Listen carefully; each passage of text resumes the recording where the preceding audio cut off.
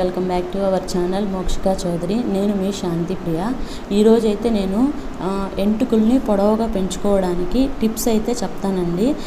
నేను ఏదైతే ఫాలో అవుతున్నానో అవే మీ అందరితో షేర్ చేసుకోవాలని నేను అనుకుంటున్నాను. నేనేం ఫాలో అవుతానంటే వారంలో కనీసం 2 సార్లైనా తలస్నానం చేస్తాను. కుదరకపోతే ఒక్కసారైనా చేస్తాను.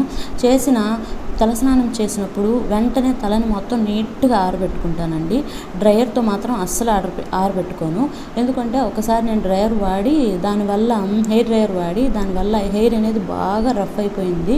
దానివల్ల నాకు చాలా ఎంత సాఫ్ట్గా ఉంది. హెయిర్ డ్రయర్ వాడిన తర్వాత బిఫోర్ ఆఫ్టర్ నాకు చాలా డిఫరెన్స్ తెలిసిందండి. సో హెయిర్ డ్రయర్ నేను వాడను. మామూలుగా ఫ్యాన్ కింద బాగా నీట్గా ఆరబెట్టుకుంటానండి. నేను తలస్నానం చేసిన ఫస్ట్ రోజు కాకుండా, రెండో రోజు కాకుండా, మూడో రోజు హెయిర్కి మంచిగా ఆయిల్ పెట్టుకుంటానండి.